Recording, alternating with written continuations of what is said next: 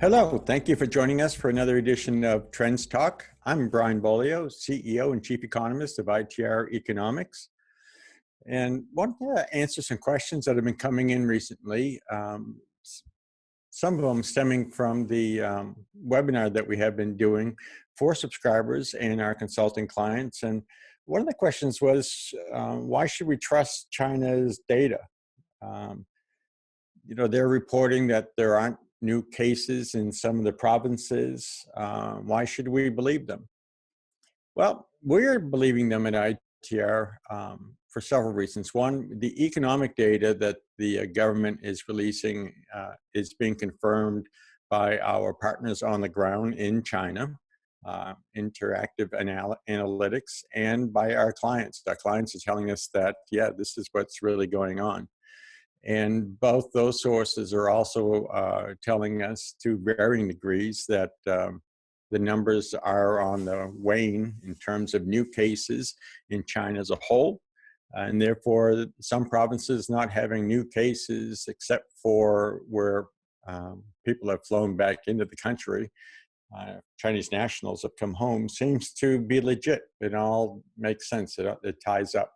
So that is indeed good news. In fact, we're looking at some trends today that show we're looking at recoveries accelerating on the way up and new cases are on the decline. I know it doesn't look that way when you read the media reports or see those charts, but when you look at the trends using log scale, we're clearly seeing that April is going to be a bad month. Everybody knows that, but we are moving on the better side of this trend in the next several weeks.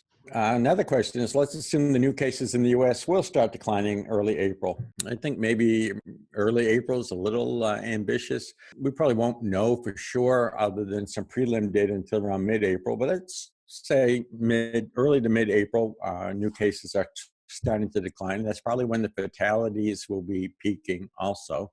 So the news will be daily bad in terms of the fatalities, but we're going to have to look beyond that to see what the future really holds. And how is this going to affect the market? Well, it's probably going to be good news for the stock market. At least it has the potential to be, particularly given all the money that the Federal Reserve is creating out of thin air. That tends to bolster the market also.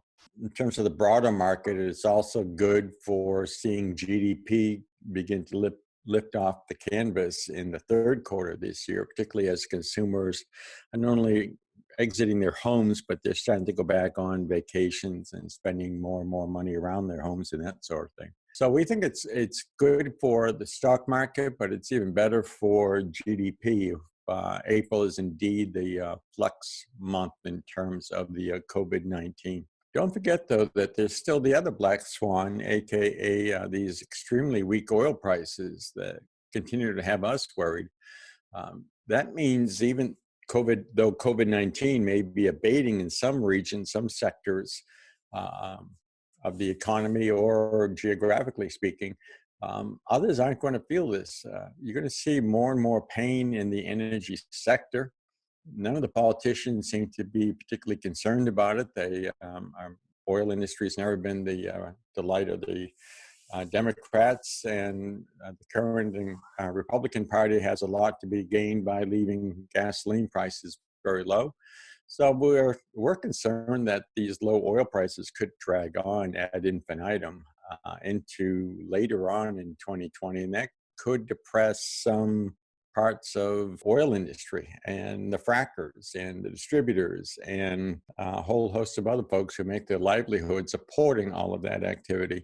COVID-19 is one thing. We're still very concerned about the other black swan, aka oil, and we'll be watching that very carefully along with you. Saudi Arabia and the Russians seem to be determined to drive these prices down, amazingly so, as a matter of fact. We are anticipating that by the end of this year, those prices, current very low prices, are beginning to move up toward $30 a barrel. And it's hard to imagine that you have to move up to $30 a barrel.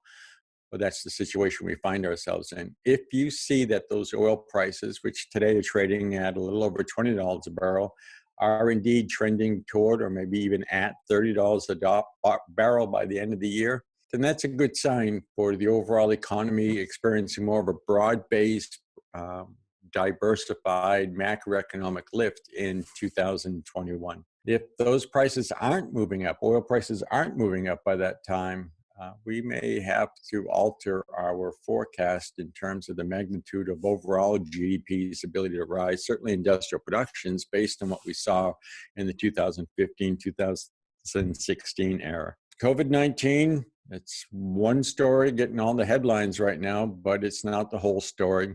We'll continue to watch those oil prices and COVID-19 along with you and see where these swans are taking us. Thank you very much for listening to another Trends Talk. I'm Brian Beaulieu, Chief Economist and CEO of ITR Economics, and we'll catch you next time.